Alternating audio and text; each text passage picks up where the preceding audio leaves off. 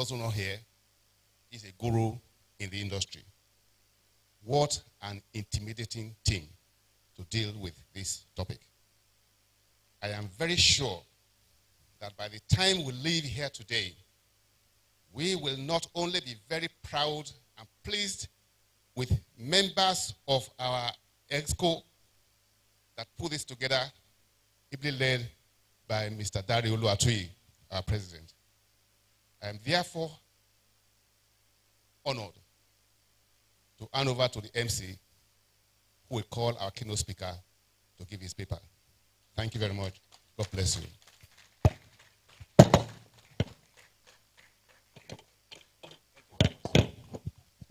Thank you so very much, sir.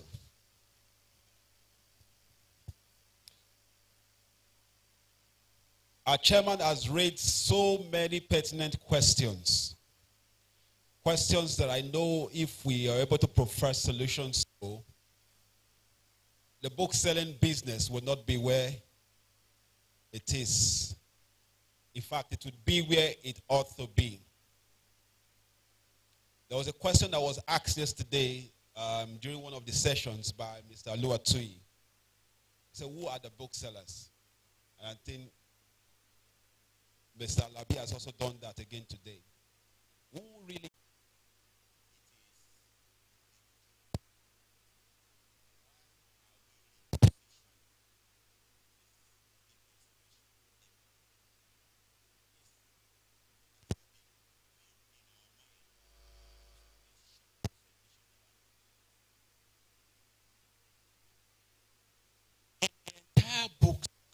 in the entire book industry? The book selling aspect is the most strategic, and there is no apology for that. Why? There is a wise saying in my village, and I bow before the elders to say this. I'll say it in my local dialect, and then I'll try to interpret it in English. It goes like this. Tí òǹtà ò bá tà, kí ni òǹrà ó rà? Tí òǹrà ò bá wá rà, ilé ajé ó wò. The interpretation is simple. If the seller is not selling, what will the buyer buy?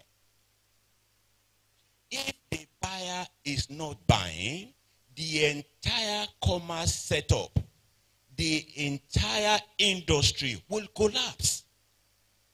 So, talking to the Bookseller Association of Nigeria is placing the onerous responsibility of keeping the book industry intact right on our shoulder. That's where the responsibility is anyway.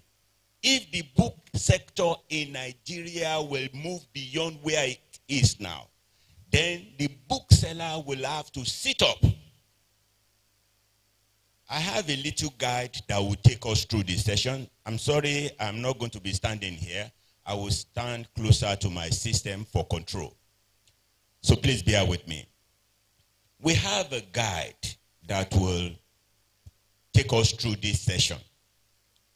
And that guide starts with looking at the challenges of book selling in Nigeria. And I can tell you we have a long list of challenges. A long list of challenges. And then after looking at the challenges, we'll look at how can we set a new agenda? What do we need to do as a matter of urgency? What plan? What program should we be looking at if we want to reposition the book selling industry? And then when you have an agenda, the agenda is like a big pie. You have to cut a little at a time to chew. And so we look at what strategy to start with. And then we look at the partnership to look out for. Because the people within the book selling business cannot do this job alone. And that's the very important truth to realize. We need people that we need to partner with. We need collaborators. We need people that we will have to rest on their shoulders from time to time, outside of the book selling business that we are. So how do we identify these partners? And how do we leverage on our interactions and relationship with them? Then we take a look at the low-hanging fruit. There are some things that are easier to do than some other things. We look at the low-hanging fruit and how do we harvest it? Because the benefit of harvesting the low-hanging fruit is that it encourages us to look for the big project and gives us the assurance that we can achieve them. So now, let's go into the business proper. What are the challenges of book selling in Nigeria? We all know them, except you are not into the book selling business. So the first thing is that we have little access to capital, at least the operators. They don't have sufficient funds to run the business. And the book business is a game of number, meaning that huge volume is required to generate the kind of volume that can make it profitable. This is one first challenge that we face. What's the second challenge? The margin is low. You need to look at the entire gamut of the book process, the entire ecosystem. You will see that the margin on book, given our peculiar economy, the margin is low. So you will need to do a large volume to make sense of the business. Now, if that is the case, what about the culture of reading and the volume of sales? Most booksellers are just struggling with the business, and that's the truth. They are struggling with the business because the margin is low, the volume is low. So if the margin is low and the volume is high, you will multiply the low margin with the high volume and you stay profitable. But where the margin is low, the volume is low, then your business is low. So that's a big challenge. And the last one is the activity of the pirate, which is much. The little volume that is available within the book industry, within the larger educational industry, is being taken over by pirates who are reaping from where they never invested. Isn't this enough to make us close the book selling business and just walk away? Because it is not as profitable as it should. Too much effort, low results. Isn't that discouraging? But ladies and gentlemen, that is not the end of the story.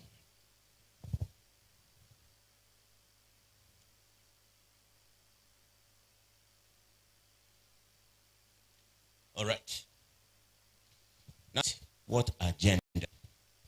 The first thing is to tell ourselves as booksellers that we are not in the business of book selling. We need to rewire our thinking. We need to begin to see this business as different from what we used to think it is. Book is to the mind. This is a quotation from one of the sources that I read. It said, book is to the mind what food is to the body. Book is to the mind. What food does to your body is what book does to your mind. If that is it, then our job is not that we are selling book, but we are liberating minds. We are empowering minds. We are consolidating people's mind. We are helping to build a virile society. That's our priority. That's the first thing we should have at the back of our mind. So if that is it, then the booksellers should see themselves as people who are doing what we will call a corporate social responsibility assignment. We are helping to build a virile society. We are helping to equip these children that you are seeing at the other side there. They are the ones that will hold the pillars of this country when we are long gone. But if they don't have a mind that is equipped to do the job, they will not be a very vital role in building them up to be able to do the job that we are handing over to them and make them do it better. Ladies and gentlemen, it is important for us. Is it that I'm closer or I'm further? All right. Please, technical support. All right, thank you. All right, what we are actually saying, is that the mind of our people, all right, the mind of our people needs to be rewired. And what we do is something we need to see beyond just selling papers that are printed upon. We are working on people's mind to build a bigger, larger, better society. And if that is the case, now let's look at what I have next.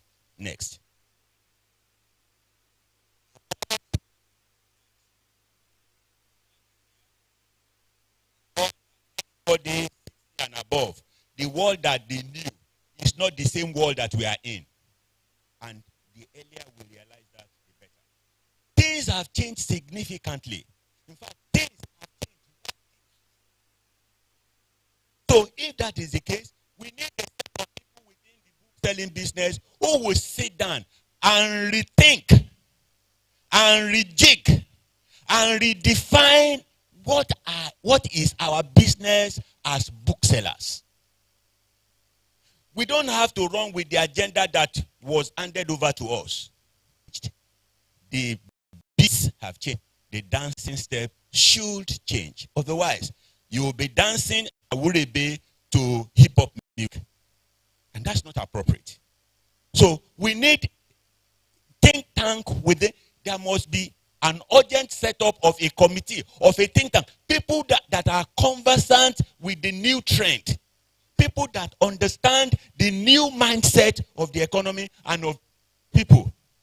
Sit down and help us redefine, reconstruct, rewire this our business of selling books. We need a think tank that will recraft and redesign our business existence. And these are people that are capable, not just people. Now, two options open to us. If we decide to continue to run this, what does Steve know? We have been doing this before he was born. So let's continue as it was in the beginning. So if we don't reinvent ourselves,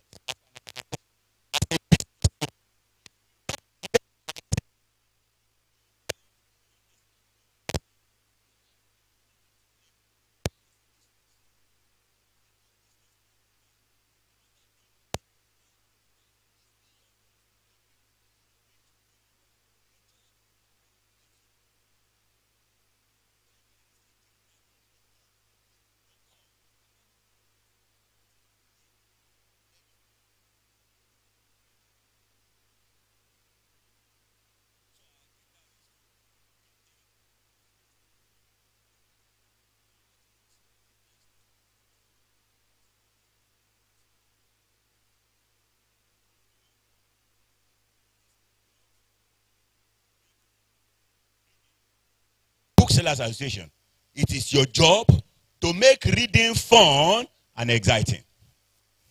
The thinking going forward is how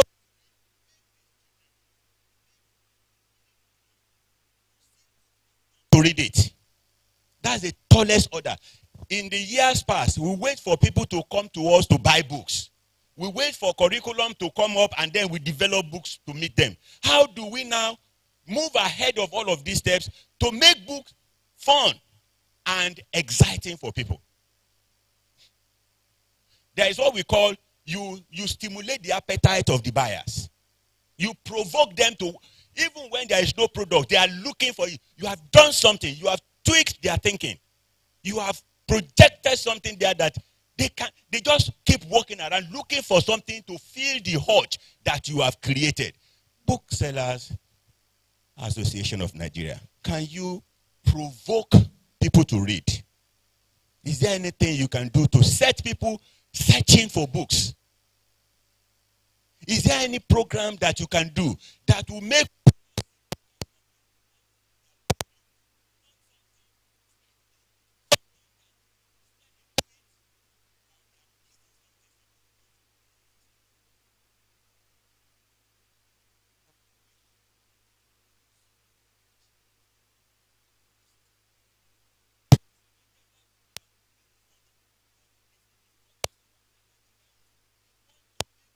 book reading human existence? We want to make it something that if they don't do it, it's just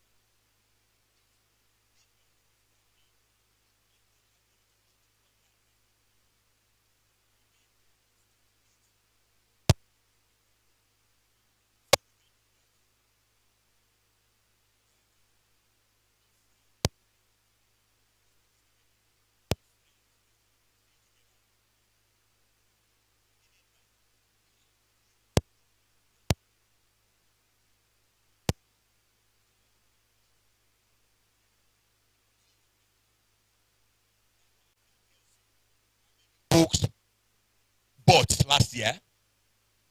How many books each of the member organization in your sold, and which topics, which subject area they sold the highest, which topics makes more interesting for people to read.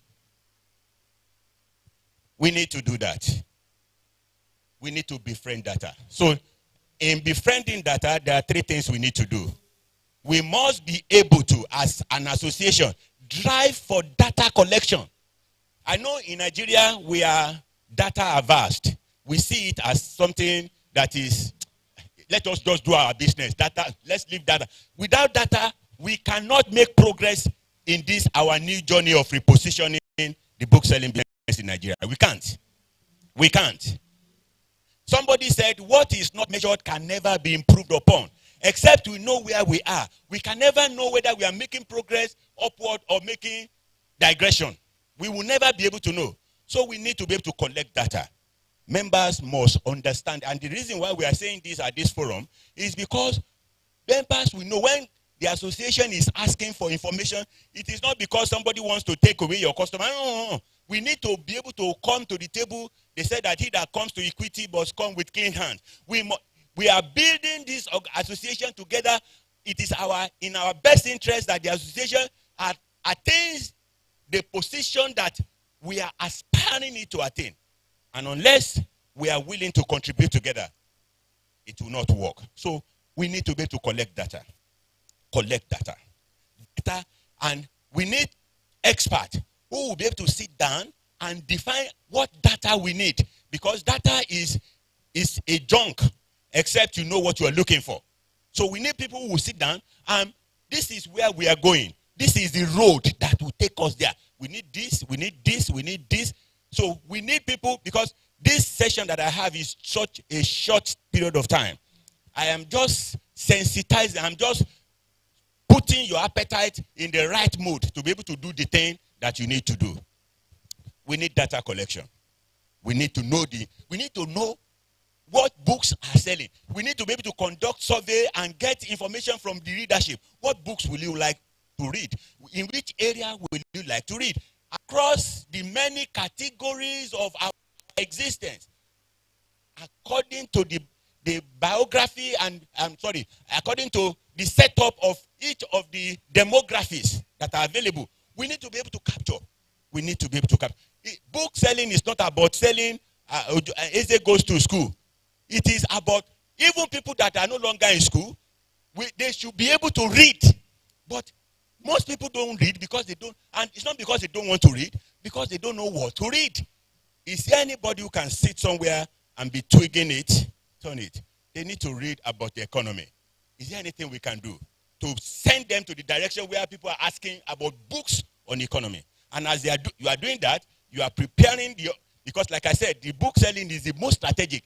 If the book selling sets the pace, the production side will have jobs that you will be telling them, no, we don't want you to produce this, because this is what we are expecting them to come and buy. We need data in that direction. We must collect data. And collecting data is just one small part of the job.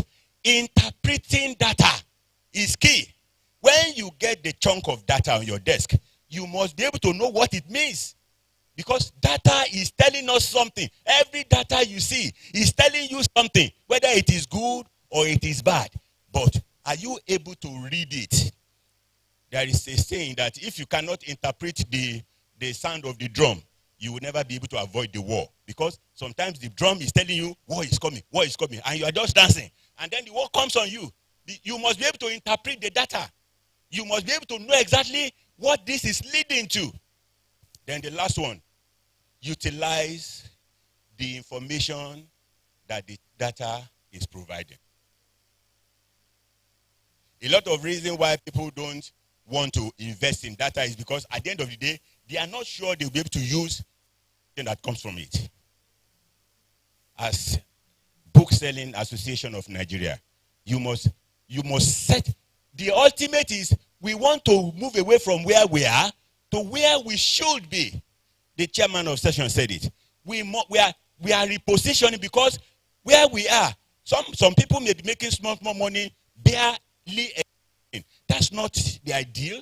The ideal is that we have moved the entire sector of industry to a level where that they don't recognize us is because we have not done what will make them recognize us. We don't have to ask them to recognize us. No, let's generate some actions and things are happening, and we bring our brand alongside that direction. We don't need to advertise. They will say, oh, this band is here, is there. They are doing this. They're doing this. Why? Because we are focusing on a direction. We are leading towards a pathway, and we are getting the desired result. All right? Now, for us to be able to do this, we need to invest in technology. Technology. Digitalize your operation. Digitalize your operation. Every small, even if you don't have an office where you sell your books from, you must have some element of digitalization. You must invest. The world today, some of us will wake up one morning and we realize that what used to be business has long ceased to be business. But we never knew. There's another village statement while growing up that my grandmother told me. He said, I say it in my dialect and then I try to interpret it again. Ọmọdé burúkú, ó bojú wẹ̀yìn, òjọ́kọ́ ni olúwere pani. A small child in his exuberance insults the Iroko gods. And he looks at the Iroko god and he said, I thought he's going to kill me. And then the Oluwe, the spirit of the Iroko smiles at him. I don't kill in a day. It takes time, but I eventually will kill. You see, some of the things that we are seeing now that are looking straight, they have been obvious. And some of the things that are happening today, they are going to be obvious tomorrow. By the time they become obvious, sometimes it is too late. There is a book that I read some years ago. Who moved my cheese? Who moved my cheese? Please, anybody that can lay hand on that. It helps in change management. Who moved my cheese? We need to invest in technology. We need to invest in technology. Whichever way you need to do it. And I can tell you that there are cheaper versions of technology. We can collaborate, we can do whatever. I don't know, but I'll look at it. The next thing we do is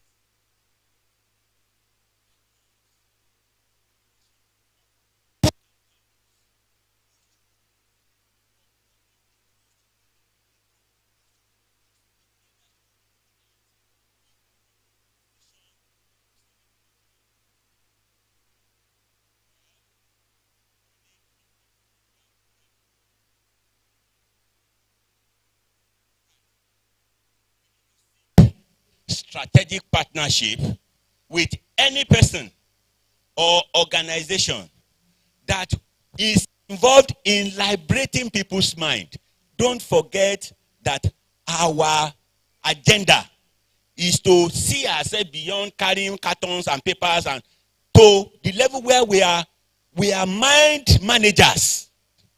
Booksellers are mind managers. I remember many years ago, in my second year in secondary school, a lecturer of mine, of blessed memory, Mrs. Helen Shotin, said, the book you read, I remember when I was in Form 2, he said the books you read will determine who you will become in life.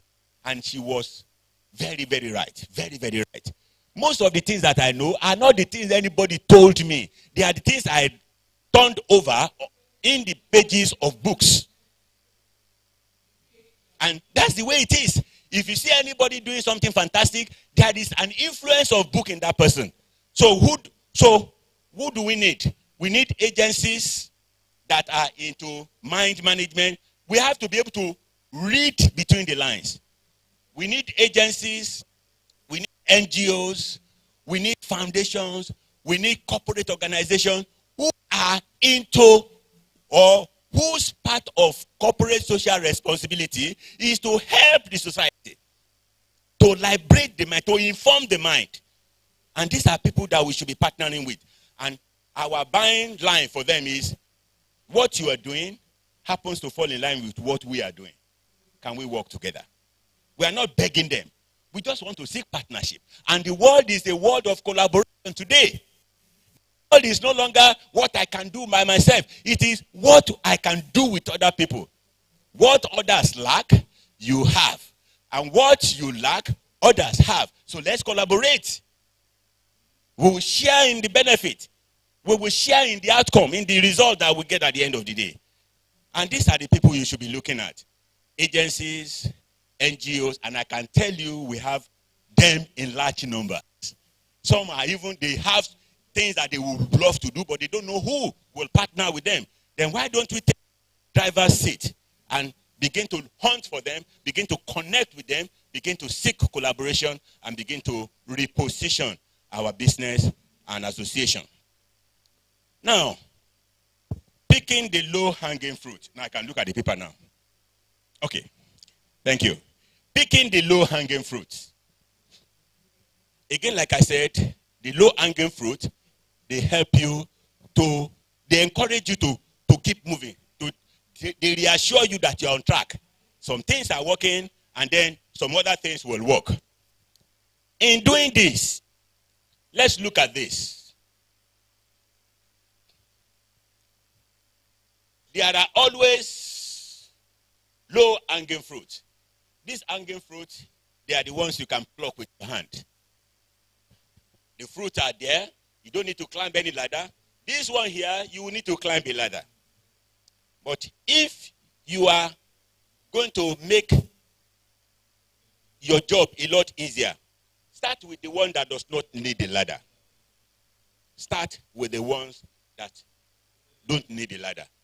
There are always low-hanging fruit in any business, in any venture, in any project. The fact is, we need to see them. And you don't see things with this eye. You don't see things with this eye.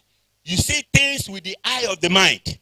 And that's why, revolutionarily, the mind is the most powerful asset that we can ever think of. And that's why, as booksellers, we are helping people to open their inner eyes, to see things, to see opportunities that will have eluded them.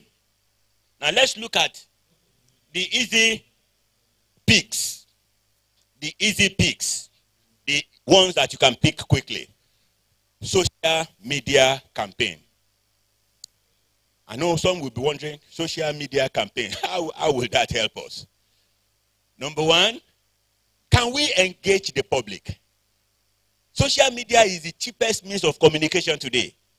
Can we strategically begin to put some things on this social media space that will, when people read, they think about themselves and say, come to think of it, it's true. Get the public engaged. Get them thinking about themselves, about how they can become better doing what they are supposed to do.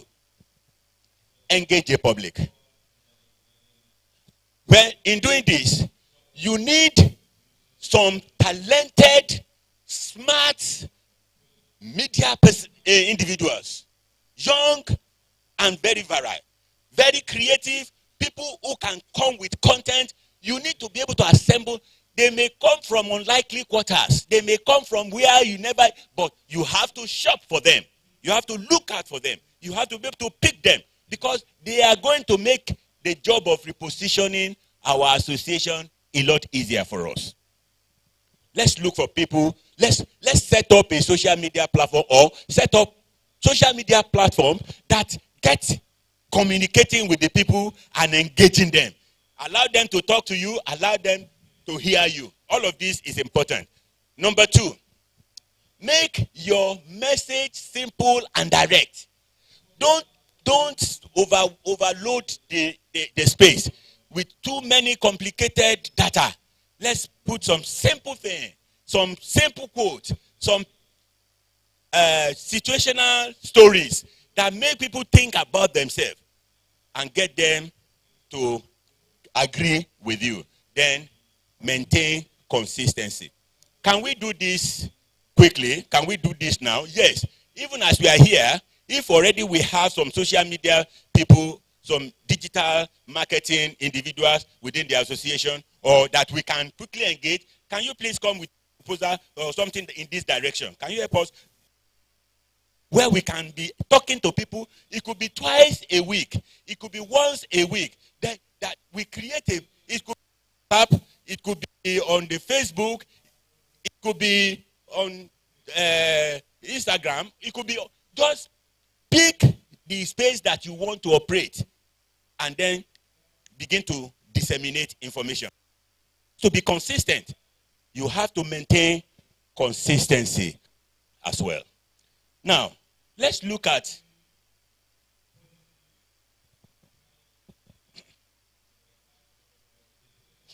corporate social responsibility. Are we going to sit down and expect that the world will change just because we exist? No. We've got to move out and change the world. And we change it a little at a time. Can we develop a corporate social responsibility that will give us access to society?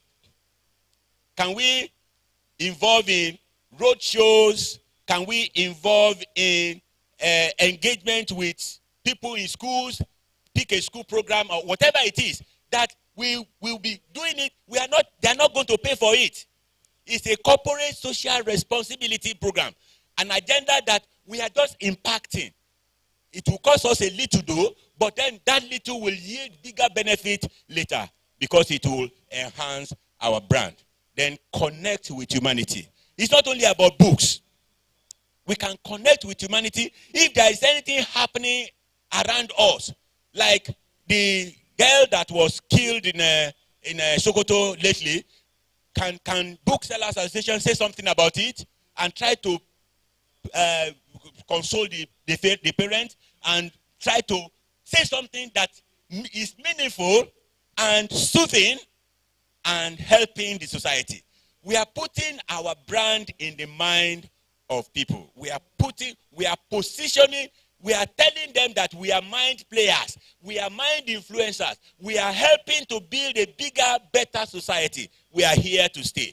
If we do all of this, we are doing something, and then we plan periodic road shows. All of these are key things, and they don't have to be expensive.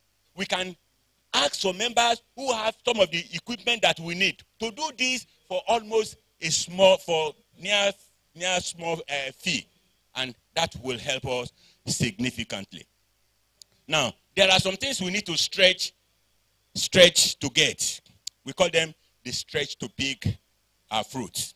Number 1, we need to seek collaborators. We need people who have the influence to influence others, to sit back and they can open doors. Like some of the big our babas on the high table who who has connection to be able to do some things.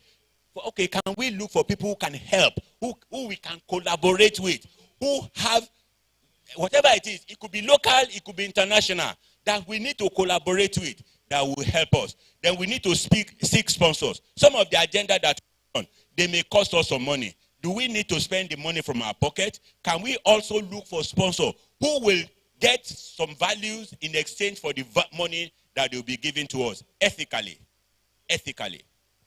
Then, of course, we need to seek strategic advisors. People who are not within our fold, who will be looking at us from outside, but they will be assigned that, please, your job is to help us in this direction. You are operating from our side, and you are looking at what we are doing. You are feeling the society, and you are feeding us back. This is what is working. Do more of this. This thing, I don't think it is working. Look at it again. Let's see what we can. They are strategic advisors. They are not within our system, but they are from outside, and they are looking. They are interested in our wellness, in our success, and they give advice based on what they see. Because sometimes you need to step aside from an issue to be able to help that situation. And that's what the role of the strategic advisors is. Now,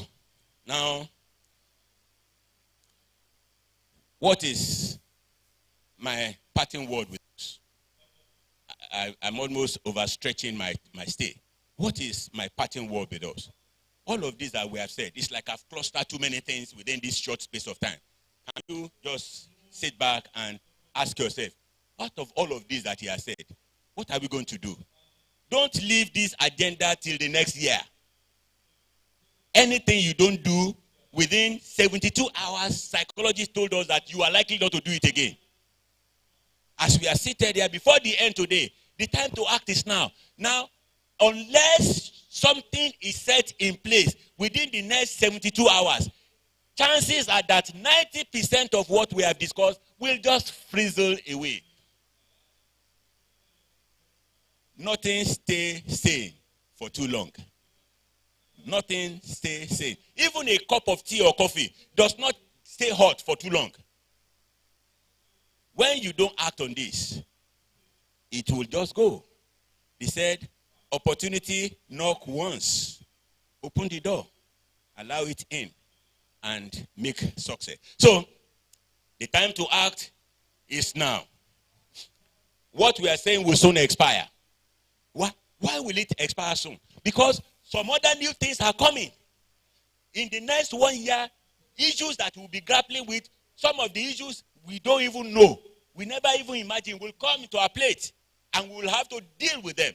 So if you don't do something with what we are talking about, chances are that you get, they call it paralysis of analysis. Too many things and too little time to handle it. So it will expire soon. Then of course, if not now, when? When we say time to act, ACT is an acronym. ACT means action, changes, thing. If we want to reposition BAN, Booksellers Association of Nigeria, if we want to reposition, it is not by what we say. It is by the actions we take. It is by what we do. Somebody said, I'm not disturbed by what you know. I'm only disturbed by what you do with what you know. Ladies and gentlemen, do we really want to reposition our business? Do we really want to reposition our association? If there's anything I won't want you to forget, it is action changes thing. Act now. Thank you very much. Please, let's put our hands together for Mr. Steve Lainka. Thank you so very much, sir. Thank you. God bless you, sir.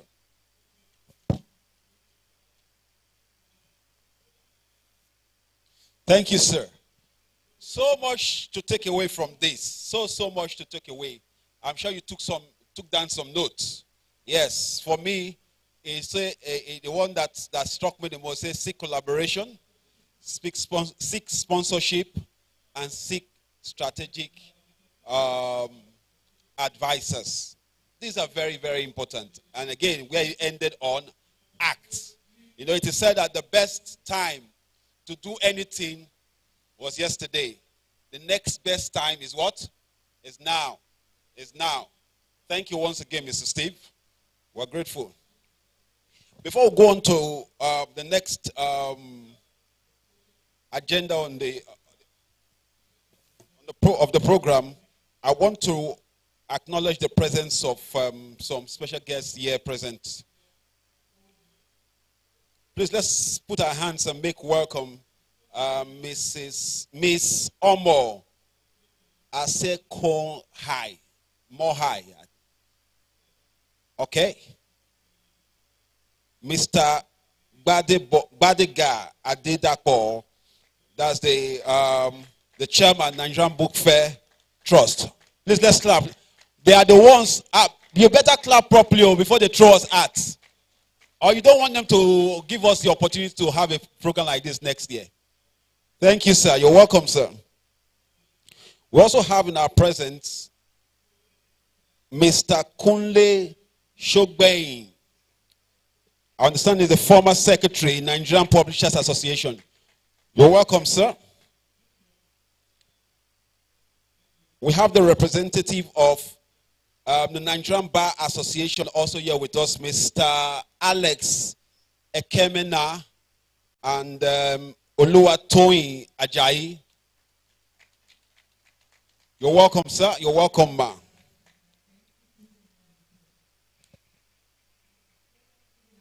We also have with us today Mr. Shanda Seka. I hope I got that right. You're welcome, sir.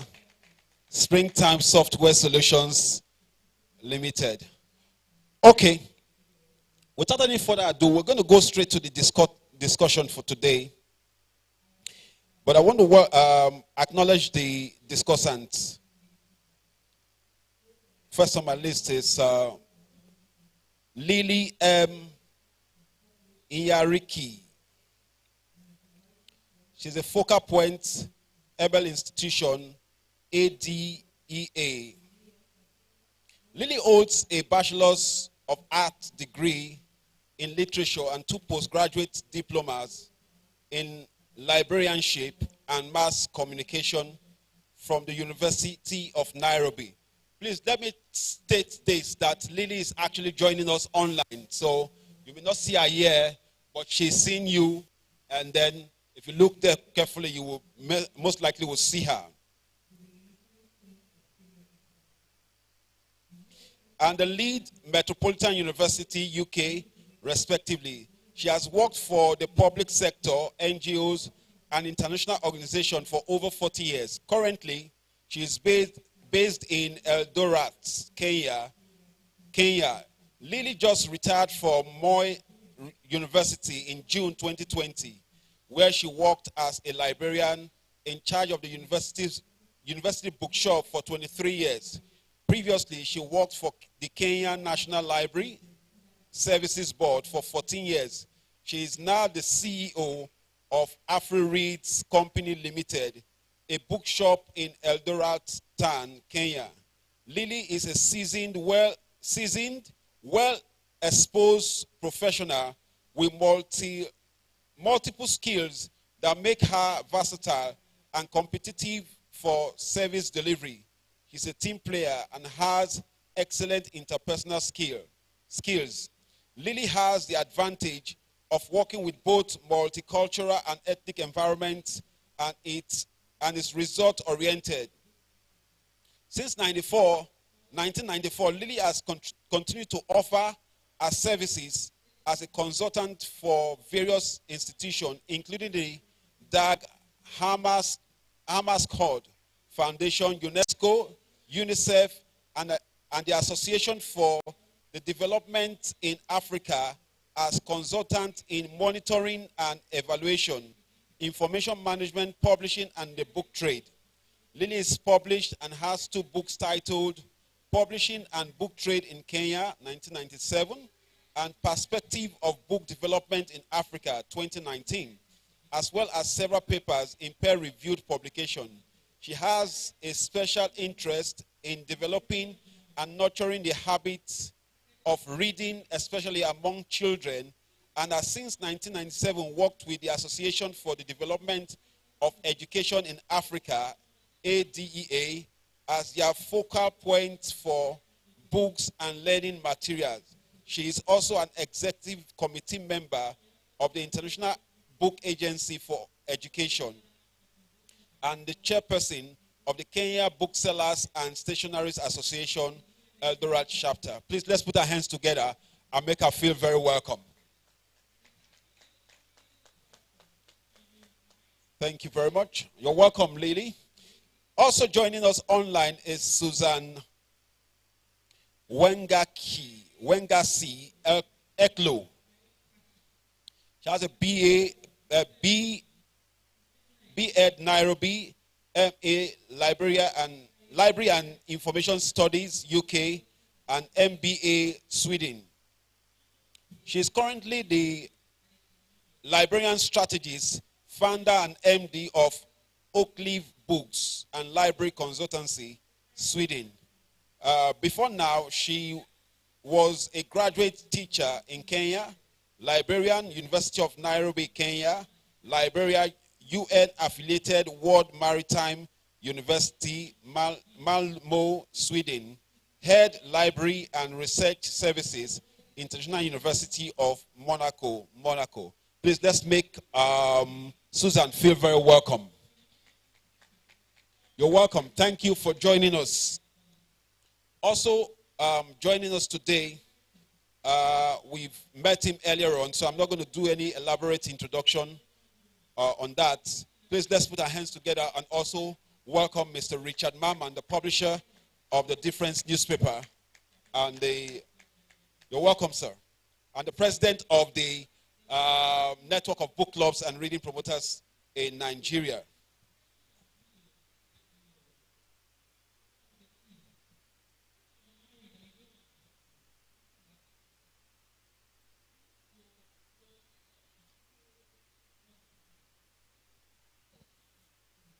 Okay, so first we're going to take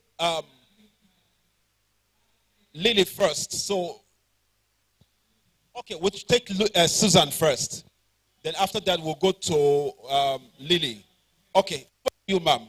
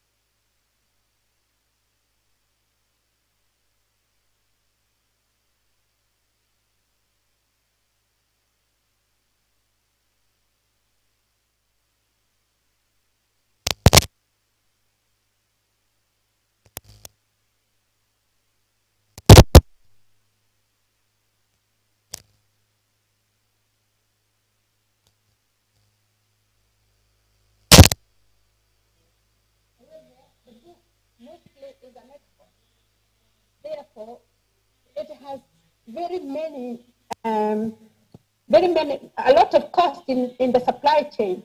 So how can we make this a real business, because it is, and still make sure that there is no copyright infringement, there is no, and that people can actually read books. And one of the things that I want to say, as I said, as you were told, I'm a librarian strategist, after working in librarianship and also being an educator, is that we have to revamp the money in our educational sector, especially at university level, and also public libraries, so that public libraries become the universal library, the universal university for the public. The other thing is that I'm going to discuss a little bit more, but one of the things I wanted to touch on is that maybe we need to change the education structure that we have imposed on our students and our people. That they study and then they no longer study. You read to pass exams and to go through the education chain, but after that, to hell with books, I have no time for them. Or rather, I no longer love books because all I did was actually read textbooks. So there is a lot of repositioning that we need. And also, I also want to speak about data, and because our main speaker really touched on a lot. And data is, we must all do that. Whereas, for instance, instead of actually organizations outside that have in Nigeria,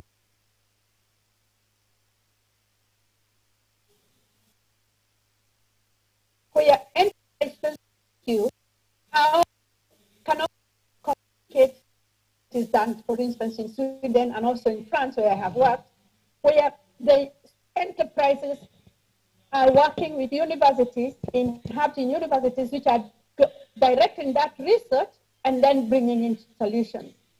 After that, I can now start my presentation. Is that okay? Okay, it's okay because nobody else is saying. So I will begin like the lizard that fell from the Iroko tree. My name is Susan Wangeshi-Aklov, and I was born and raised in the province of Central Kenya. I'm so happy to find you.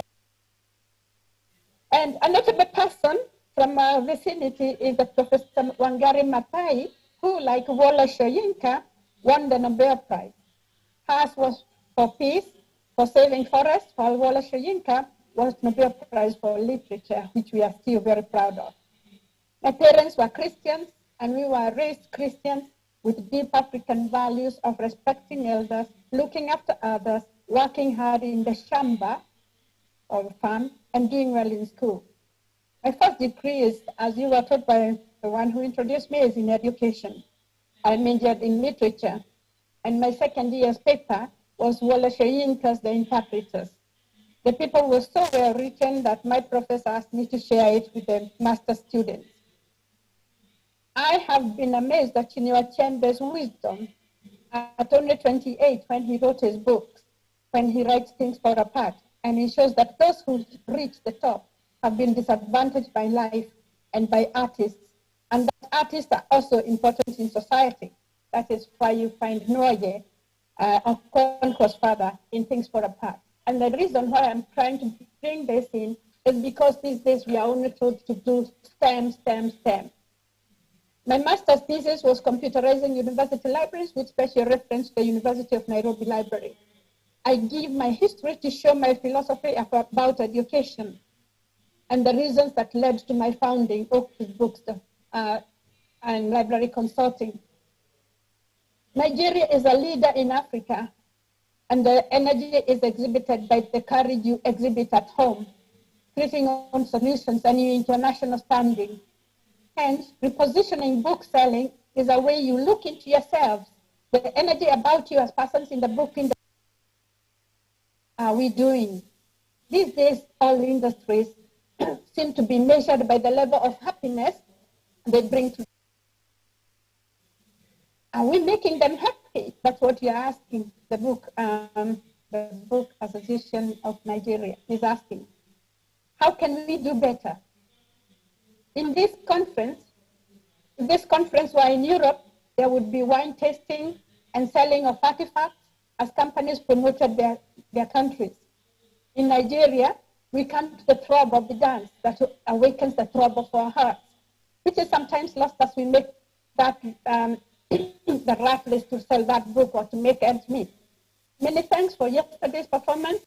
And let me at this time also say applause to Oluwatoyi, the president of NBA, and his team. Let us give a rousing congratulations to the Nigerian, to the Booksellers Association of Nigeria for running this for 22 years, a forum that brings all of us together regardless of whom we are.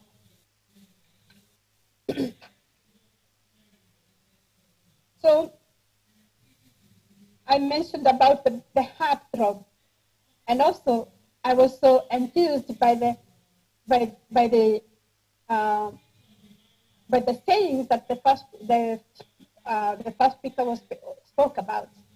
We are that throb, and we have the wisdom to carry on. Fair has been inclusive, bringing the public, students, mothers, fathers, uncles, and aunts. It has brought booksellers, publishers, national and public librarians, university librarians, the mobile library, and the children who are asking us questions about, like the one who was reciting yesterday, that we should answer these. And hence, we need to reposition the book ecosystem. When I hear the word ecosystem, it actually doesn't resound with me very well. And I think what we take with ourselves today is how we are going to define what the book ecosystem is. I think we are all going to find it very exciting, and it is going to give us new leads into businesses, and also how we are going to solve the problems that we have presently, which are like books are and we can't make a safe business of them. So my company, I will introduce you to my company, which departed by seeing the lack of renewal of university education relative to that of developed countries. So when you go out from your village or from your country, and you go out and you see things that are working, then you wonder why. At that time, I remember I was at university level. And when I came over to work in Sweden and worked at the public libraries in Sweden, also worked at the university libraries, I was amazed at how easy it was for them to find those resources. So I thought the best thing is, because I'm in Europe, I should start a book selling company because our books come from Europe. And what resulted was that the book list I got are very old. People did not know much about book selling, book buying, and they were comfortable giving you those books that had come from their notes. The notes maybe probably which have come from even their previous professors. So at the depart of Oakley Books and Library Consultancy, I am pleased to tell you that I wrote a paper in 2012, which was featured in Booksellers Conference, Nairobi, and it said, Repositioning the Library in the University, Aligning Library Acquisition Strategy with the Aims of the institution. So when I saw your title as Repositioning Bookselling in Nigeria, it was like, yeah, that's the paper also I wrote in 2012 about repositioning the library within the university. What I argued that was that we must have our professors, our students, our librarians, our researchers, and our public in building library collections that are in line with the aims of the university and of the country. I argued that there was need of renewing the curriculum for us to be at par with highest institutions of learning, as I found in the West. But how would the universities renew curricula if they did not know the books that had been published elsewhere? How would they know what existed in their specializations, and how would they discover those books easily? If they found those books were able to renew the curriculum and our graduates reached same content that the West have easily reached, and because they could compare book content and prices, they would have control of budgets. Libraries would collaborate more with professors. Now, even if you ask librarians to collaborate with professors, they would not. So what they would do would be to go to booksellers, as we have discussed a lot with the president of the Booksellers Association, Mr. Dare Oluwatoyi. So there would be, and again, when when our students reached the books that spoke the language they understood, not necessarily the language they understood, but they reached books that they had content they could choose from, and they could easily understand, and not just the textbooks, but there could be another book which actually describes the item better. Then they would be interested in reading that. So there would be the downstream impact where the professor is actually teaching the students, and there would be further downstream effect when the students went into society, and there would be upstream effect because professors would reach research. So, but how could they reach that without knowing what has been passed?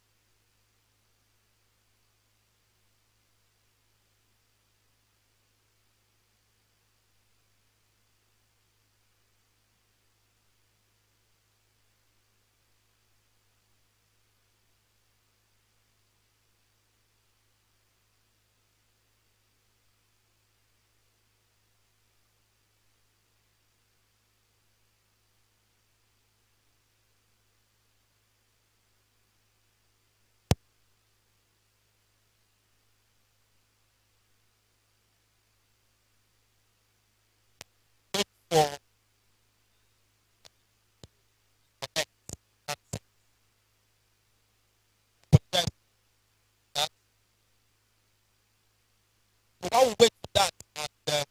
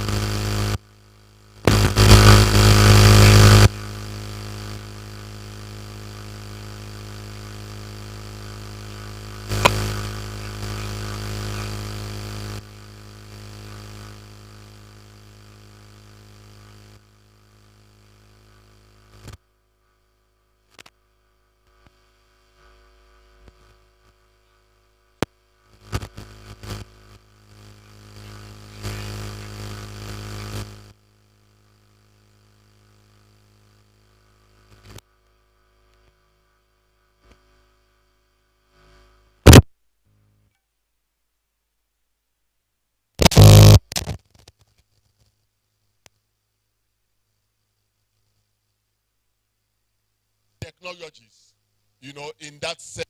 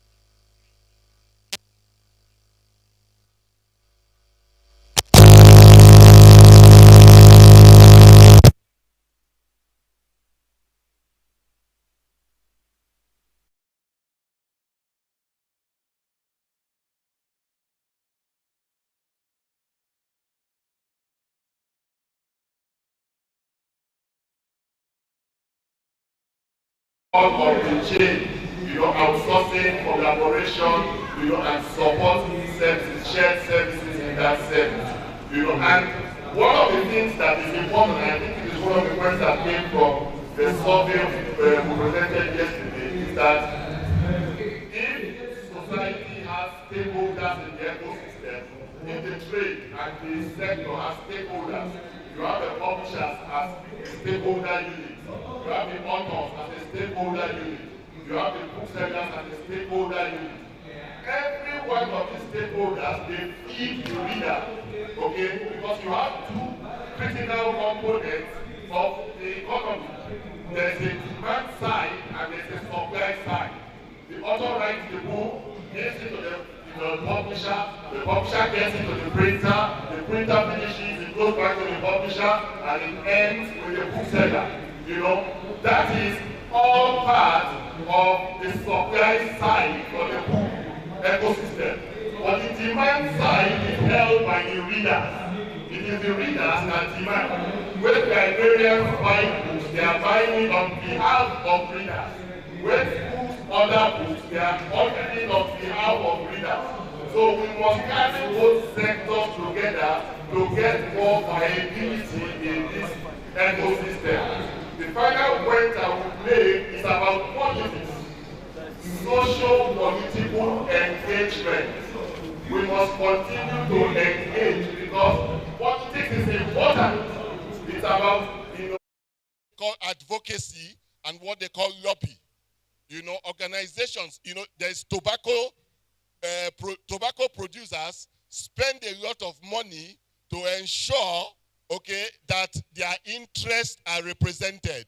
Good enough, we have the Copyright Commission working on laws that have to deal with piracy. They also promised at this conference, at this fair, that they would also work on the book policy with other stakeholders. Now, those are aspects of socio-political engagement. The chairman also mentioned to us some of the work that was done by booksellers, in the past, which is about being sustained now, because you must have a voice in those areas where decisions are made, because they hold the national budget, they dispense the national resources, they shape the mood of the nation at those levels. So we must engage them at those points. Ladies and gentlemen, these are the few things I thought to just add to this discussion while we continue with the rest. Thank you.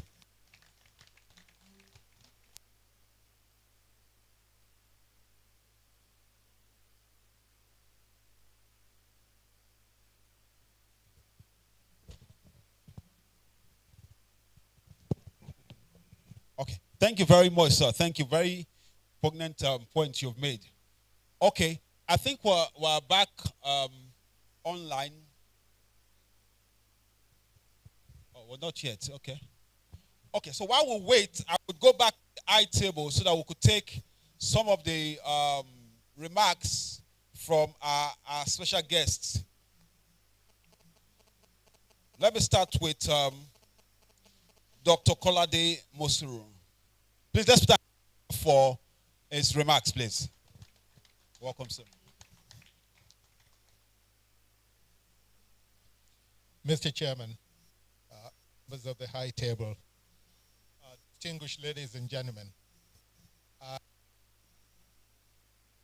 it's a joy to be here, and I want to thank our president for the efforts that he's been putting in session together.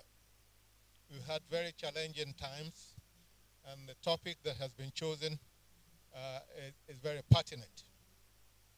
My fear is that we really haven't examined all the areas, the problems that afflict our association. I was going to address myself when the students were seated here, and I said to myself that I feared that we have not kept them even away from books by the approach of this gathering. I think that the areas that we really need to look into are the perennial areas that we need, that we've always had, and give them newer approaches. And the perennial areas for me are one, the publishing chain on its own. It appears that the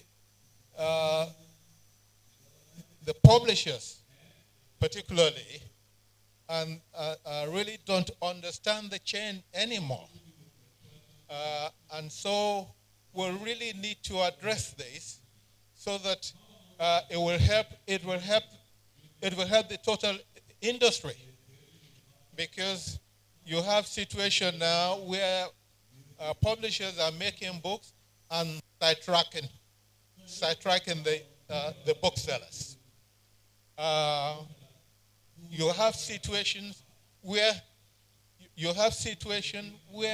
even the government, okay, has little understanding of the publishing sector, such that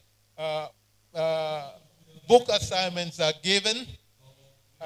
The ones that should go to publishers, okay, or the ones that should go to booksellers go to publishers, and so on and so forth.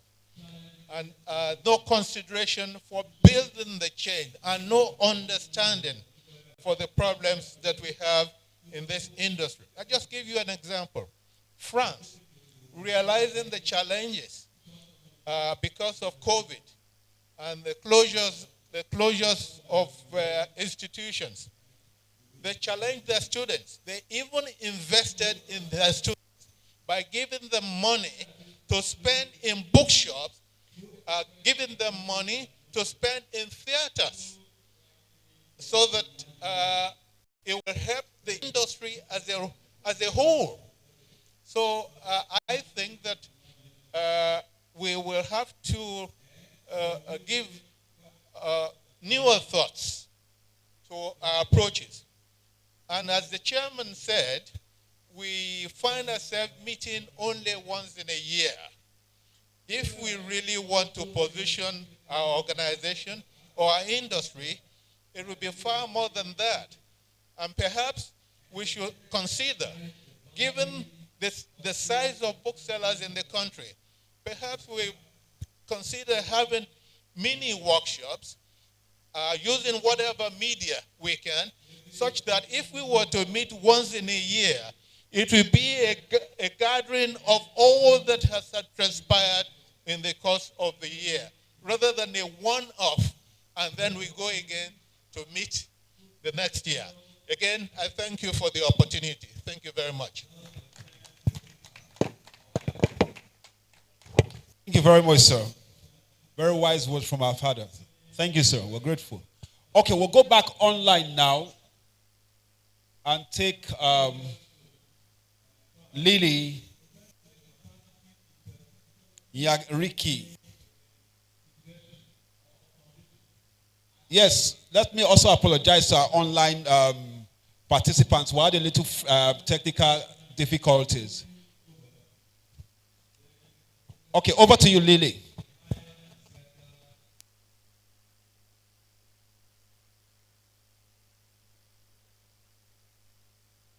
As you've been told, my name is Lily Yariki from Kenya.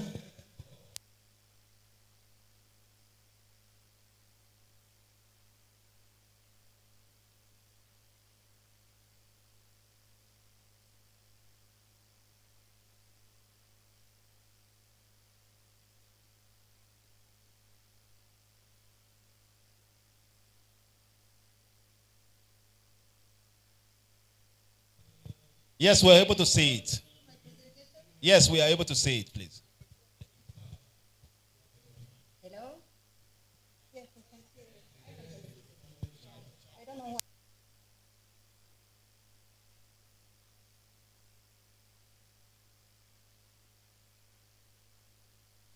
why. We can. Yes, we can hear you. Lily, can you hear me?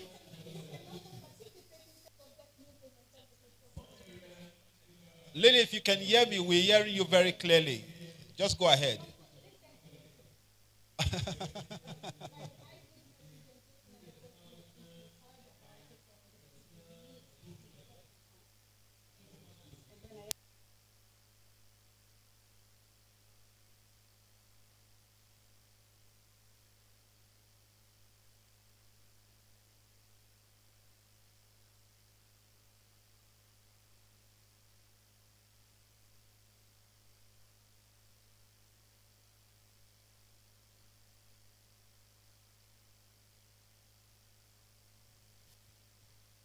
Yes, Lily, your slide has gone off. We can't see your slide anymore, but we can still hear you.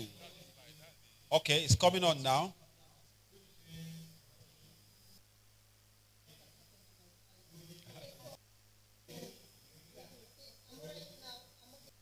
Okay.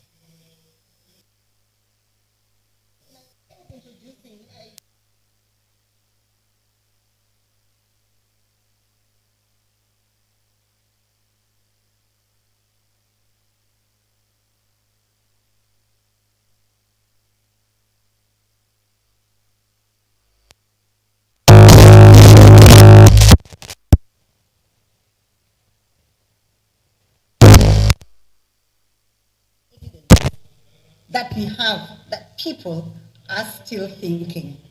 I want you to think about that bookstores is one of the last pieces of evidence that we have that people are still thinking. I think that is phenomenal for Africans, for us Africans. That was said by somebody, Jerry Seinfeld, and also Benjamin Franklin, one of the notable Americans, also said that an investment in knowledge pays the best interest. And so with that in mind, I want to quickly say that as Africans, we must embrace a reading culture. as already has been alluded by the previous speakers, as a matter of priority, because reading is a foundational skill which ensures literacy development and poverty eradication through personal development and lifelong learning opportunities. Unfortunately, in many interactions with most African countries, because I do happen to work with ADEA and we've been moving around Africa, and in my interaction, bookselling remains the weakest link in the book chain. So that's something that we need to think about and perhaps begin to look for solutions and understand why is it so and what can we do about it.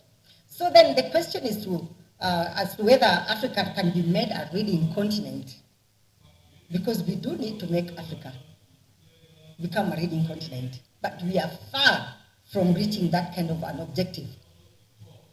And in my view, it will remain a pipe dream unless there is a deliberate effort to make booksellers, to have booksellers across Africa mainstreamed and allowed to participate as equal members of the book chain.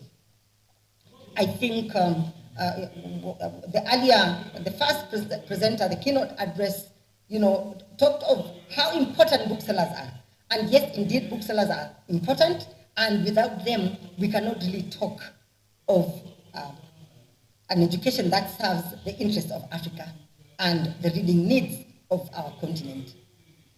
So without bookshops, especially in rural areas, for instance, the African Union Commission Agenda 2063, I hope each of you know about the agenda of moving Africa to the next level of development, where we are depending on our own people to be in charge of education, for instance, be in charge of science and development, to be in charge of technological innovations. We will not be able to get very far unless booksellers are completely mainstreamed, supported, and enabled to perform their role as best as can be. And so, as a way of introduction, that's what I wanted to say. But then now, I want to quickly look at the international perspective. We all know that COVID-19 pandemic has changed business dynamics, perhaps forever.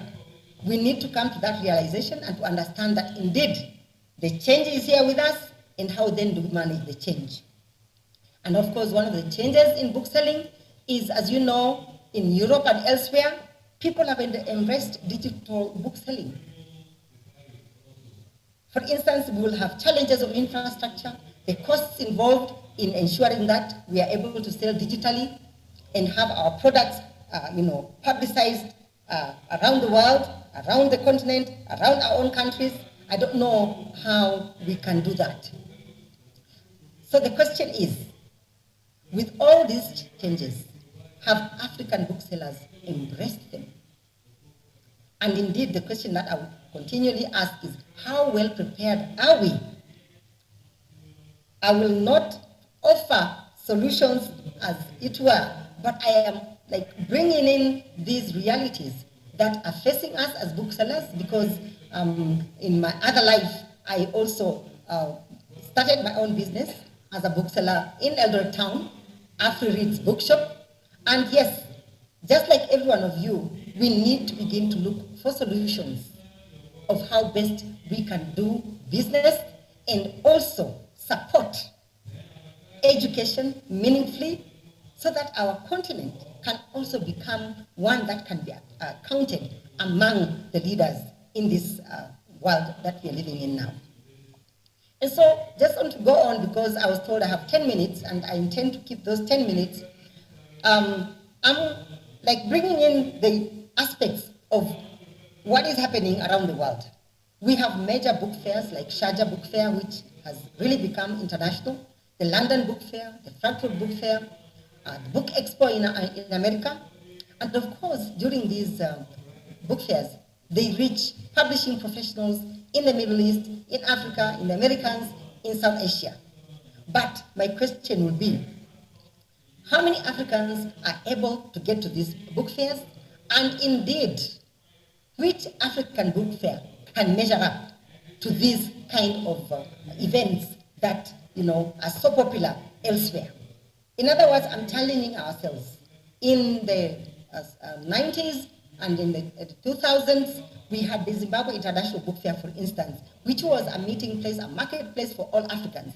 What is happening with us now? Because in my view, we lost Zimbabwe International Book Fair and we have not even begun to get there. So the challenge is, for instance, the Nigerian International Book Fair begin to measure up to the standards of the other international book fairs that we see around the world, and therefore then create opportunities for those of us in the book industry in Africa, from writers to publishers to booksellers to librarians and others, readers, the governments, to be able to come together and do what is necessary to bring the African book industry and trade to the level that we see elsewhere.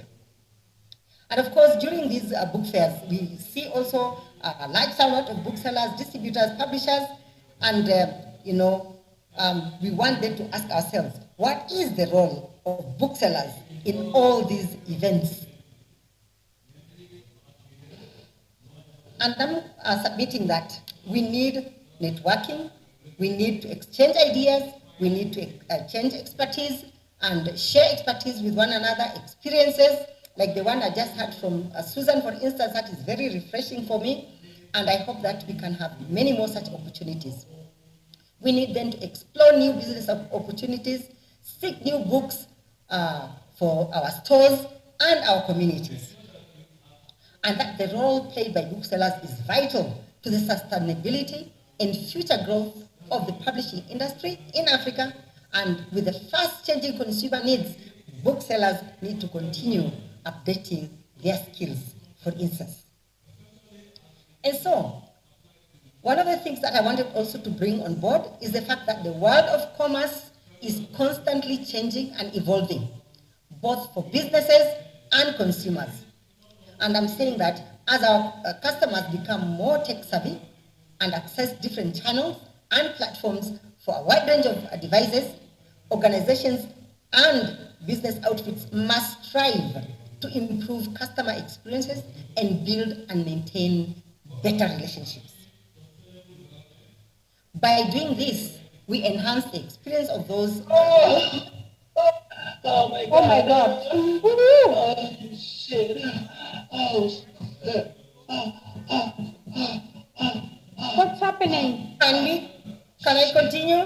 No, please. What's happening? Oh, God. Oh, shit. Oh.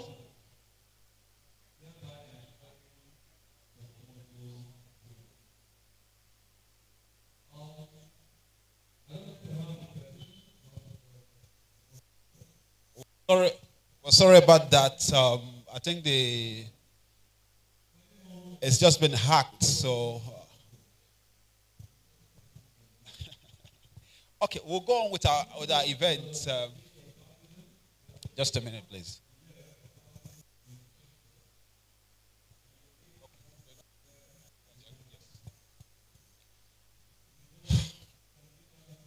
Okay.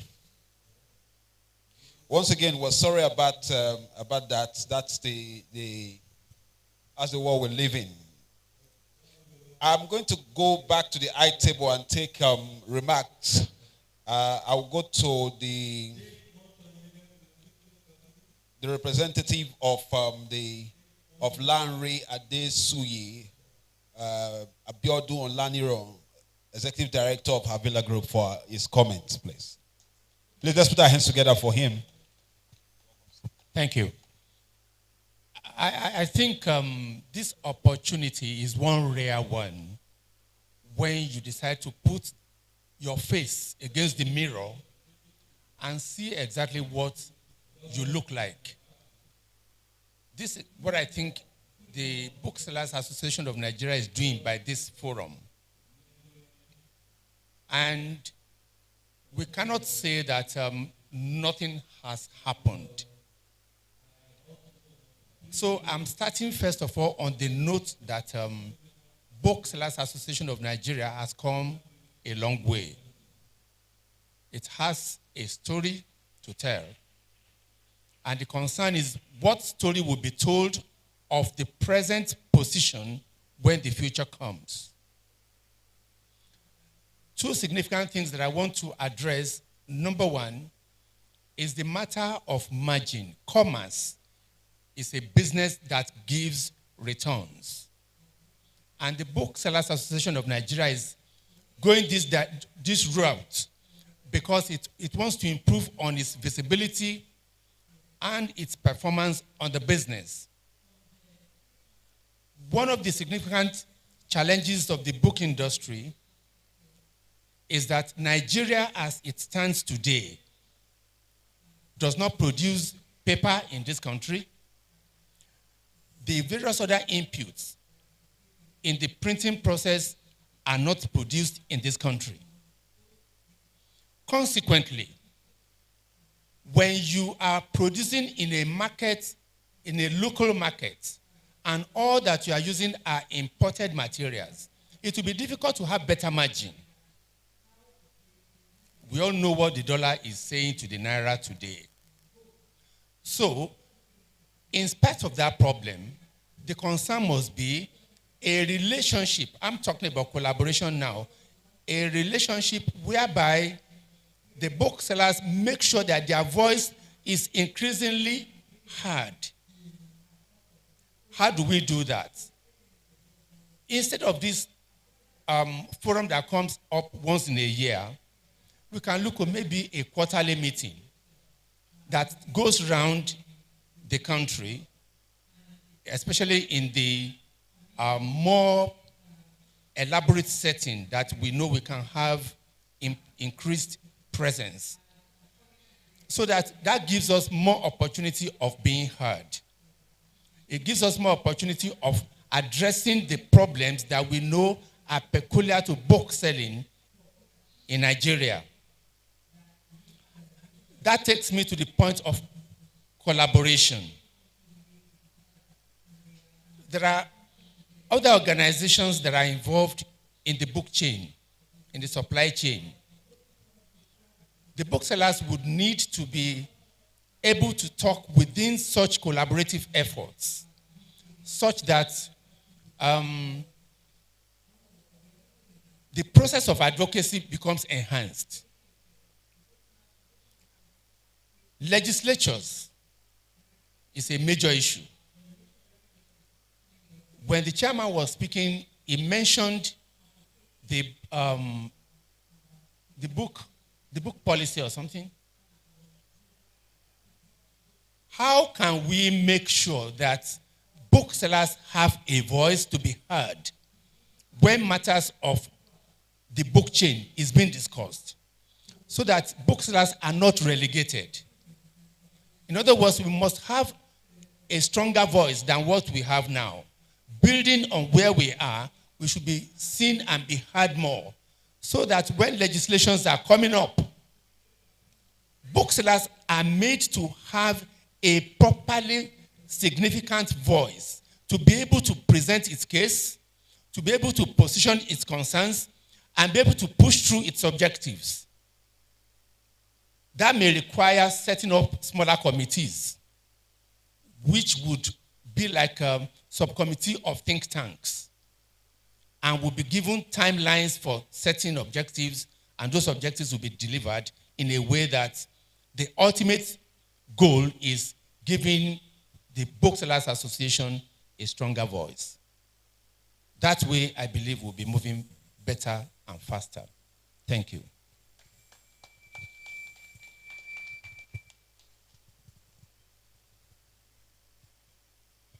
Thank you, sir. Mr. Chairman? Okay. Yes, the representative of the president of ANA, our able poets. Thank you.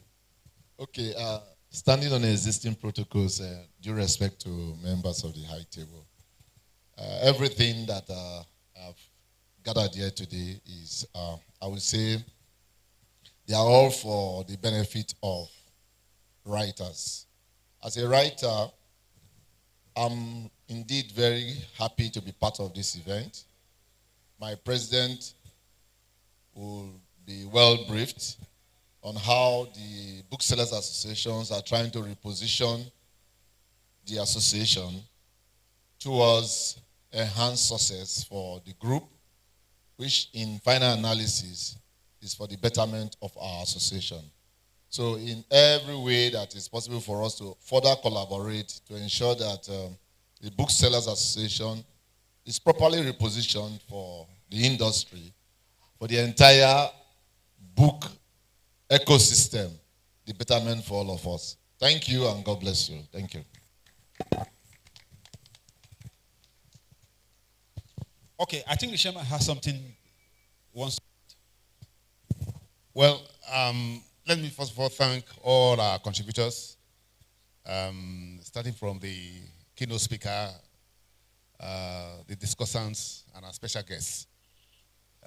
Time is being fast spent, to move ahead. Let's go to question session. We will ask about 4-5 people to ask questions or comments on what has happened so far. Let's raise up our hands if we want to say something. Number 1, number 2, number 3, number 4. 1, 2, 3, 4. Sorry? Number 5.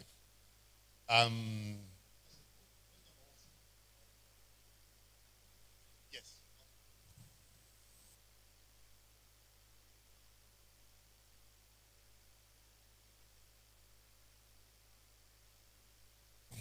Please introduce yourself.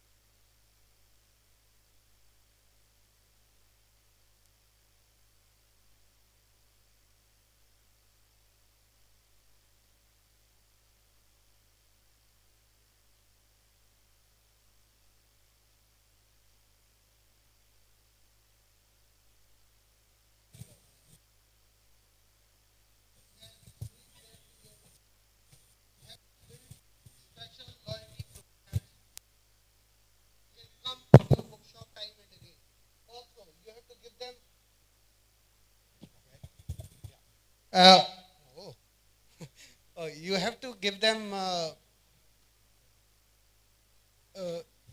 tools so that they can place the order using whether mobile or it's from the website or they want to come to your office, your shop. So as a bookseller, it's your responsibility to connect with your readers. It's not somebody else or the bookseller association who will do it for you. Every bookseller has to do it for himself. He has to connect with his readers. He has to find out ways so that his books are being sold more. Steve also touched upon data collection. So all the booksellers here should take responsibility of collecting data of their readers. Whosoever buys from them, they should have their records. So if it is a school student or a college student or a university student, you should have their records. You should know their interest. You should speak to them about their interest. You should know what kind of different subject books you have for the same people. That's how you can grow business. Thank you. Thank you very much, sir. Okay, what's number 2, sir? Okay. Thank you very much. My name is Alex Kemena. I'm a practicing lawyer. I'm also a journalist. I have 2 major concerns. The first is the problem of piracy. I know that Nigerian Copyright Commission, headed by Mr. John Asei, is doing a great job in trying to, bring this phenomena to a manageable proportion. But we are not yet there. Piracy is still a major problem. If you publish a book officially, within the next few weeks, if you are not careful, that same book will be pirated and will be on the streets selling. And people who did not in any way contribute to the publication of that book will be making off, with profit of that book. So we need to bring this issue to the fore. We need to find a way around it to control it so that the writer, the publisher, the bookseller will be able to make their marginal, profit from it. Otherwise, all the efforts will be in waste. The second issue, which is very, very critical, is that of the reading culture. In Nigeria today, the reading culture has gone very, very low. And all the key stakeholders must find a way of revitalizing the reading culture. I remember when we were even in primary school, that reading culture, was imbibed. And that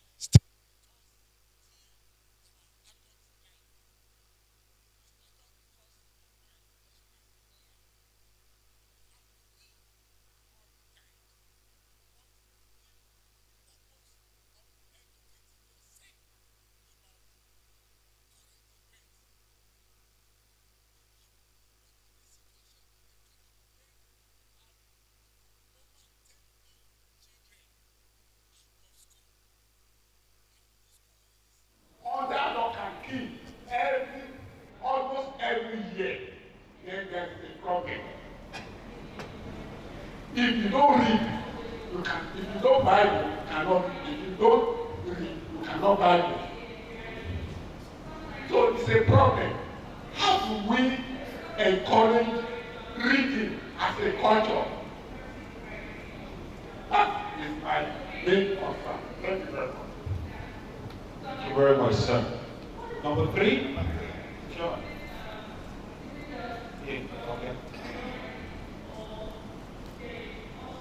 Yeah, Mr. Chairman, all the members of the high table, I cannot overflow the issue of piracy, as the last speaker has said, and that is my main point. Because my name is Anya Harris Investor. I'm an engineer, an author, and a publisher. I started in 2013 to publish story books or literature books. Many of them are read in secondary schools in Lagos.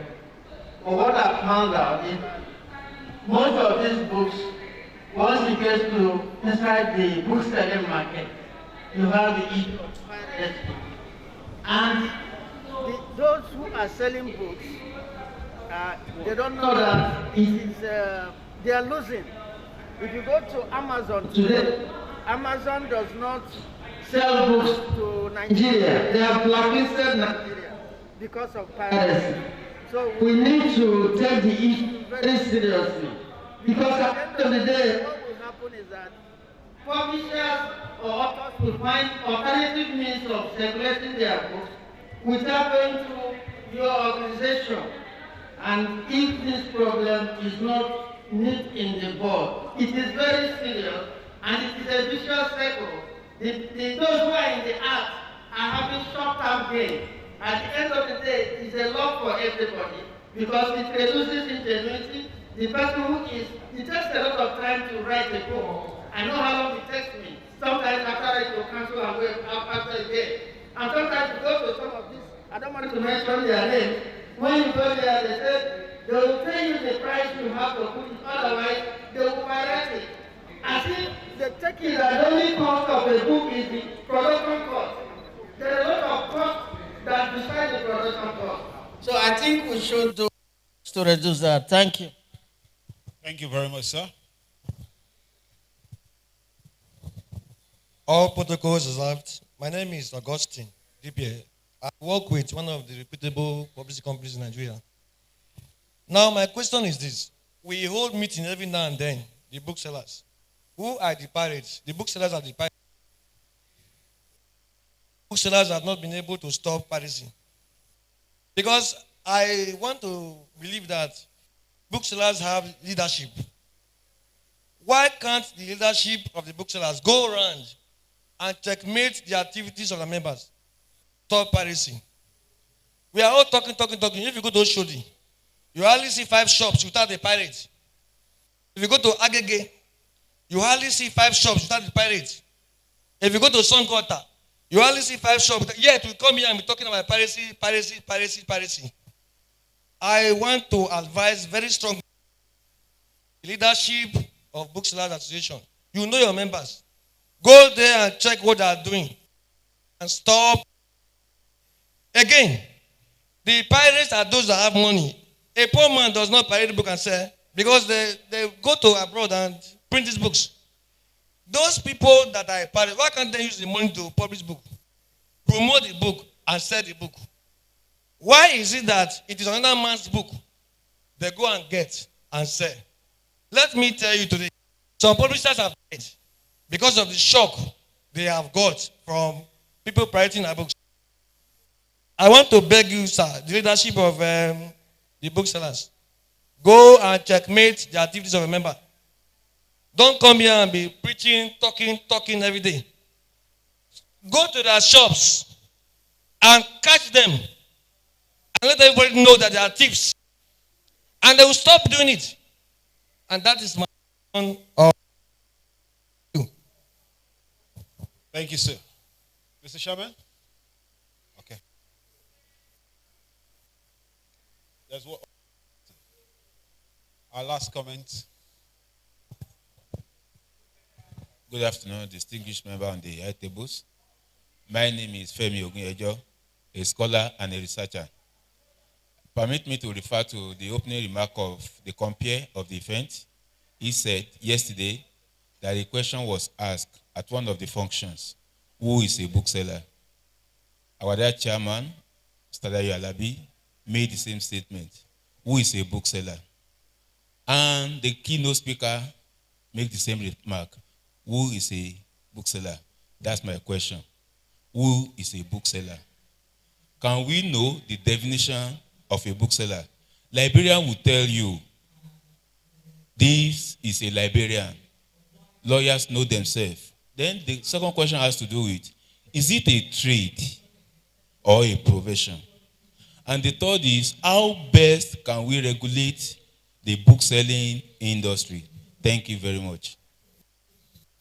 Thank you, sir. Questions upon questions, and I'm sure we'll get answers. You, sir. Well, I think the first 3 speakers mainly, I think, commented. What they said were necessarily not questions. Mr. Shekhar also supported the keynote speaker talking about data, which I also advise that all of us should embrace, to enhance our performance, record keeping, and monitoring and evaluation of our operations. This second speaker spoke about piracy and dwindling reading culture. I recall that I joined CSS 1992. From that day, we'll be talking about declining reading culture. And today, the situation is worse. And I don't know when and how we are going to get to a level where we'll be saying that the situation is improving. And I pray that one day we'll look back and say the situation is improving, because it's really getting bad and getting worse. And in respect of Sylvester also talked about piracy, which is the same issue. Augustine eBay, he asked who are pirates, and he also believes that booksellers are pirates. The president of Booksellers Association will talk on this. Then I will also make one or two comments. So, booksellers are pirates. You may also, that one also leads to the third question: who is a bookseller? So, you comment about those two questions, then I will say one or two things about them. Thank you. Thank you, Mr. Thank you very much, distinguished guests, for staying with us. Answer the question or comment. It's debatable. Who is a bookseller? If you want to define that or describe, based on our own environment, you find it difficult to have a clear-cut definition. Because in Nigeria, when someone starts a trade today and is succeeding, within a week, you see 2, 3 people, and they are succeeding. Before 1 year, you see people doing the same business in different ways. And that's also to booksellers. In Nigeria, you have people that are selling books on the street. Not even the hawkers, by the street. They just lay nylon down and they are selling old, whatever books. If you ask them, who are you? They will tell you they are booksellers. Then what do all those that are hawking on traffic, in the traffic? Then you now go to Ojuelegba, Ajegunle, even CMS behind the bookshop house. You see people in the morning, they will come with their trolley. They have a box, big box. All their wear is in the box. They come in the morning, set it by the wall, open it up, stack it, and they sit down. They will send another messenger in front of CSS bookshop. As customers are entering, they will say, we have. As the customer is coming out from the bookshop, they will say, what do you want? Come and buy. They will take them back to where they are, at the back of CSS bookshop. And when you get there, you have pirated books, of all sorts, or old books. They may be selling half the cost of what CSS is selling, or even 1/3. So all of them will call themselves bookseller. But as today, we have the Booksellers Association of Nigeria that is organizing this program. And we have membership. Those that we know that are booksellers are those that are registered with us. We have a directory. If your name is not on that directory, because it was published last year, we launched it this time last year. If your name is on that directory, or probably you have joined after that, and your name is on the internet, on our website, as far as we are concerned, I'm working on a book. Hopefully before the end of this year, it will be out. So the question it will be exhaustively answered. So let me stop at that. To my friend Augustine, I don't know whether we have been meeting before, but we met this morning. It's unfortunate that you are so harsh, so bitter with that question. The people you see on this table, Usoro, who know him. Mr. Lebi, I just told you, he came into the business in 1982. 1992. I'm over 30 years in the book business. Over 30 years in the book business. When I came on president of Booksellers Association, the first thing I start to address is, I'm not addressing piracy, but I started addressing the root causes of why booksellers are being called pirates. Let me tell you, sir. As far back as 1996, thereabout, when I was working with Norman, we played with a publisher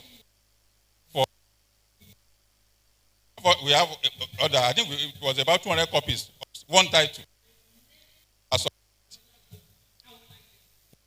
and deliver to the client. When we deliver, the client said, no, I can't take this.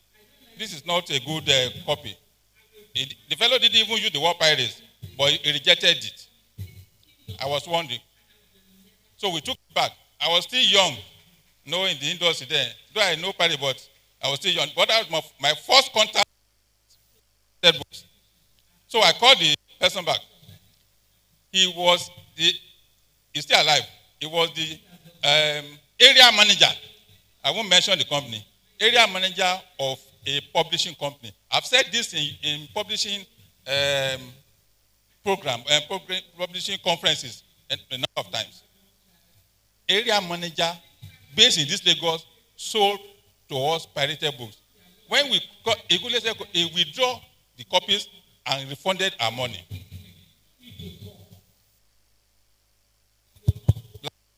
This last year, during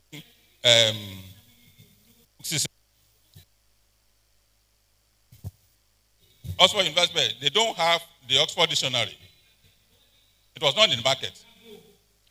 We wanted to bring it in, but by the time we look at the exchange rate, it will be landing here at about 10,000 naira. And I said, how am I going to sell? And I cannot buy less than 5,000 copies. I said, no, I won't buy. But a staff of Oxford University Press came and wanted to supply us at CSF Bookshop, Oxford University Press, Oxford Dictionary. I now Kolawole, do you have Oxford Dictionary? He said, you don't have. When will you have? He said, it's not in the agenda. I told my procurement here, please don't buy.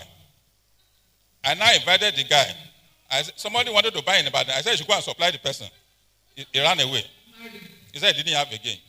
That's the staff of Oxford, University Press PSC. I'm just giving you an example. Staff of publishing houses are the cheap pirates. Most of them are publishers by what? By default. When you work for 5 years, 10 years,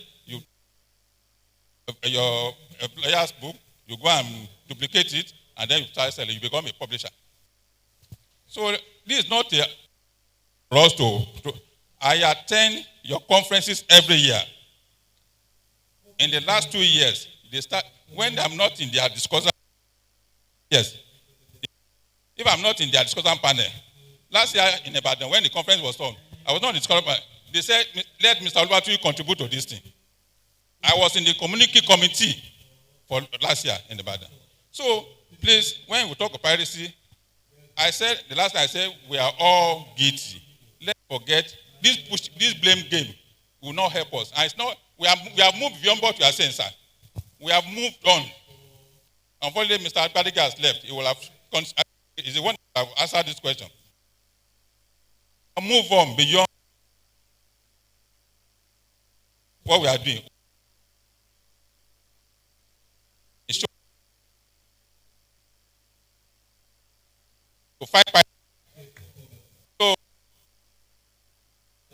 publisher, authors have their own problem, their own argument, against publisher. Printers have, so we are, but what we are working out, all of us, we are sitting down at the round table to see, let bookseller sell, no, let publisher publish, stop selling to schools. That's where you even started piracy. When you started selling to school, that's where piracy started. Today, schools now sell books. They now have bookshops. They take your books, they dump it. If they have turned it to sell or return, they now dictate terms. They dictate terms. And if I'm buying your book as a school, you can. They become landlord. So we have straight this. Please, let me know. So we have moved on. Thank you. Well, thank you very much. Let me just add something. It is not everybody that has a shop and sells books that is a member of the Booksellers Association of Nigeria. That's settled. So like he said, what we pray for is that one day, maybe we get a legislation, chartering us or something to make a law to say, if you don't belong to this association, you cannot sell books. That is one. Also to buttress what he said about that staff of publishing house are some of the major people that encourage piracy. I'll give you a practical example. When I was still at CSS, there was a particular year, Olashore International School. They bought books from a big publisher in Ibadan. Bought books from a big publisher in Ibadan in quote. And they found a mistake and took these books to the publishing house in Ibadan. The publishing house never had any record that Olashore bought books from them. It was the sales rep that supplied the books that pirated those titles. So we should not be shifting blame that booksellers are the pirates. Thank you very much. I think we are moving on to rounding up, and I will make my closing remarks. Let me stand up. Well, let me first of all thank Dari Oluwatui for inviting me.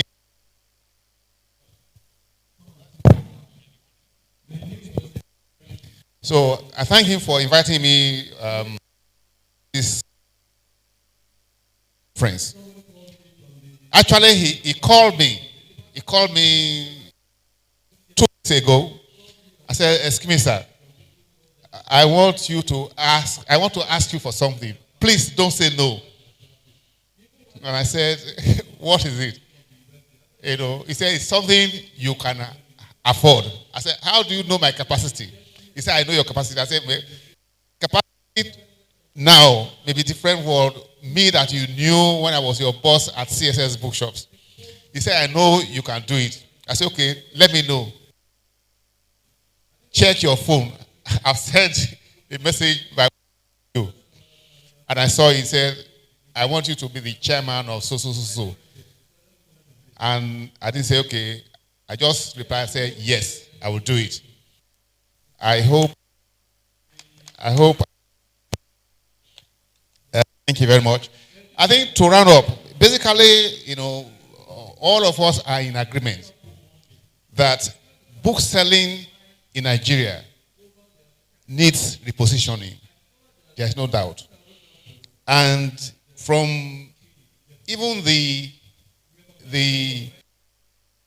guest speaker, summary of what he said, he said, don't just see yourself as a, and we should see ourselves but people that are providing invaluable service to the community. And when he said it, the first thing that came to mind was a book I read when I was, it was called Marketing Myopia.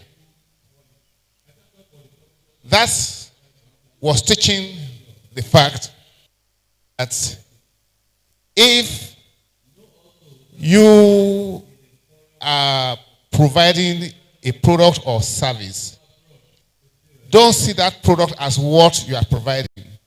It is the benefit of that product you should see as providing. Otherwise, that product will become obsolete, and somebody else that will achieve the result.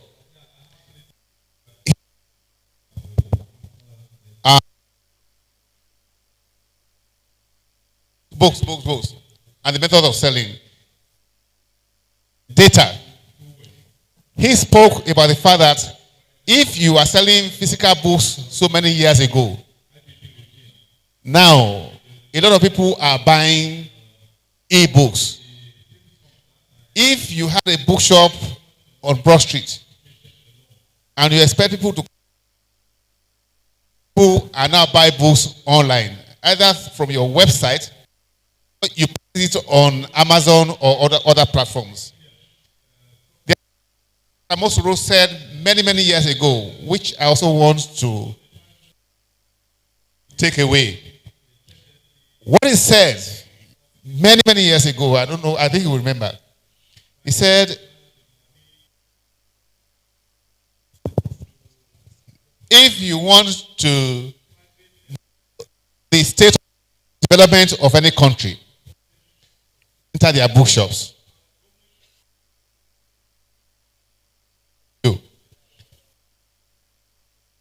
A country is enter their bookshops.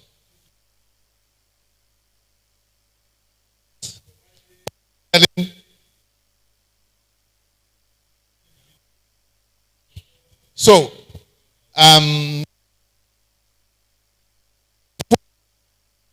online support we are doing.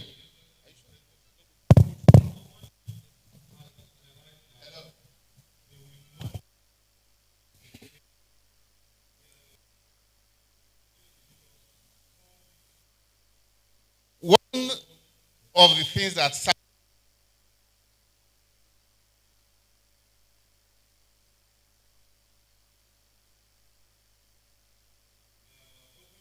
here, it is shocking.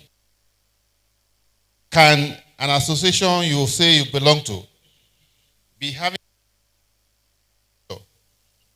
and you are not here? So, Dari, I'm sure you have more work to do.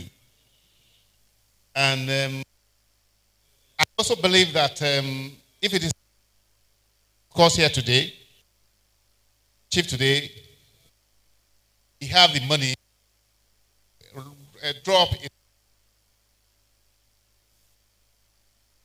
publish it. Be aware of things. You remember during that committee, or people in the creative industry, some people have to fight the and industry. That further emphasizing what we are saying, that we should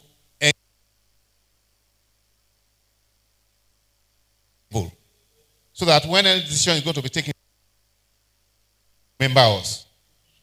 And if that we affect people, they remember to consult us. Vote of thanks. I will thank my Dr. Mosuro. Like I said,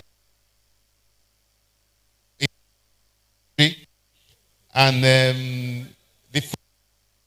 I told him a story that I had another that they look alike, and he agreed with me that we should have dinner together. And what you said that day, I won't say it, but I will remind you.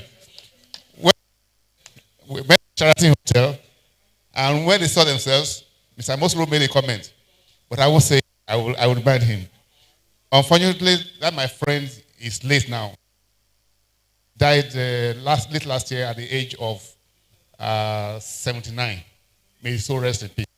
So once again, I thank all of you for coming. My good friend, right from Macmillan, that I'm meeting for the first time. And this is my friend. Thank you very much. God bless all of you.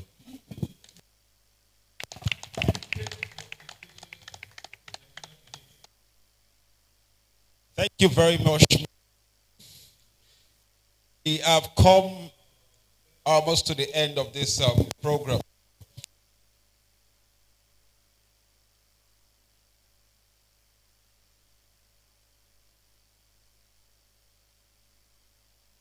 It's for the vote of thanks.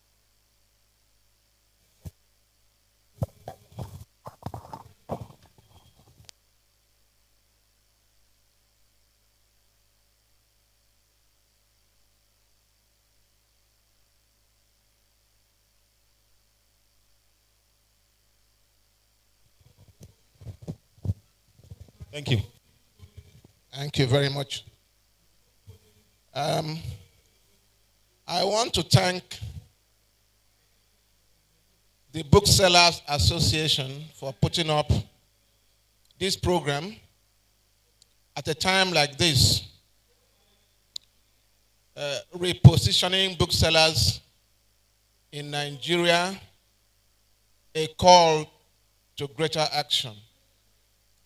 Yes, having listened to all the submissions of our seniors and our fathers in the industry, we have come to the conclusion that we still have some challenges.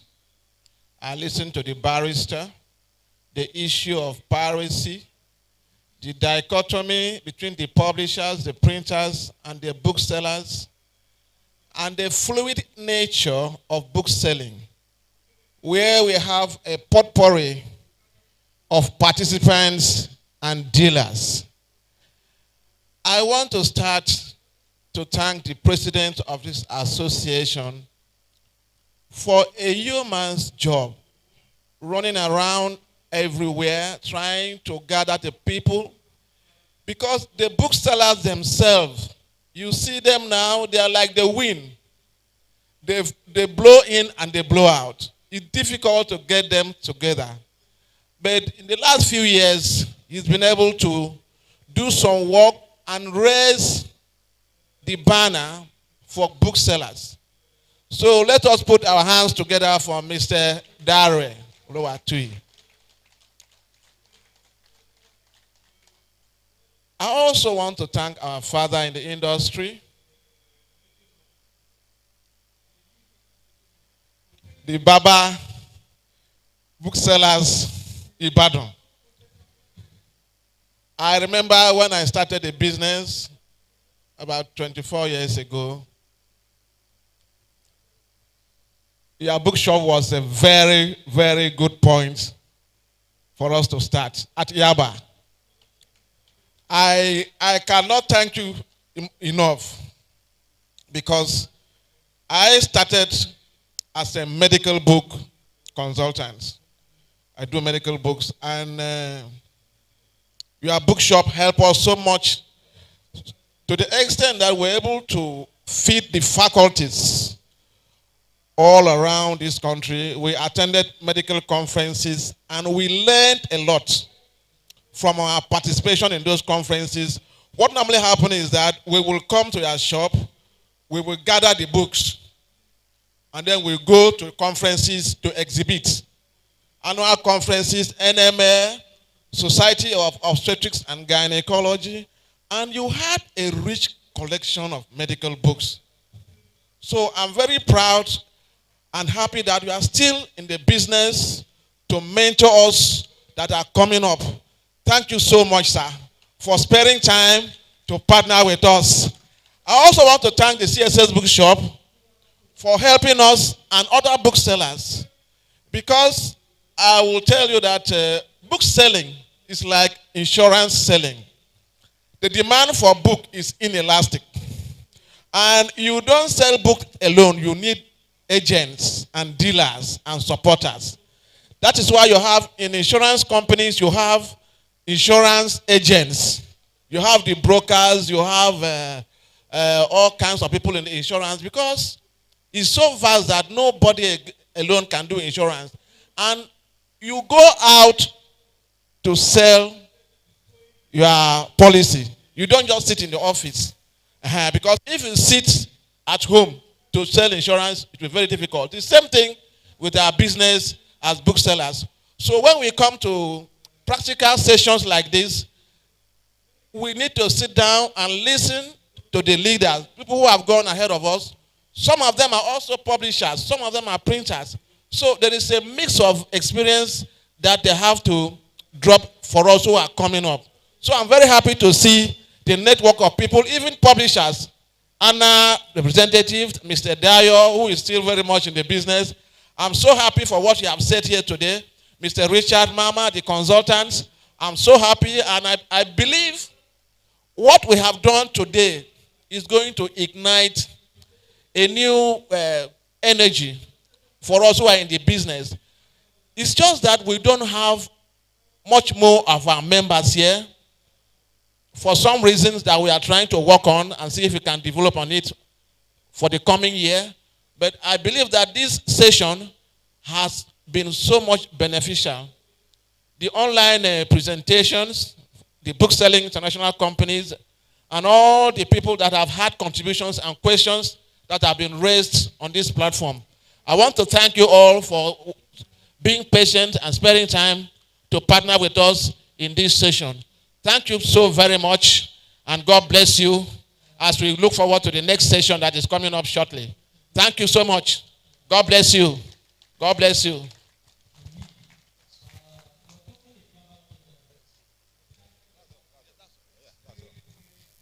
Once again, thank you all for coming. Group picture, please.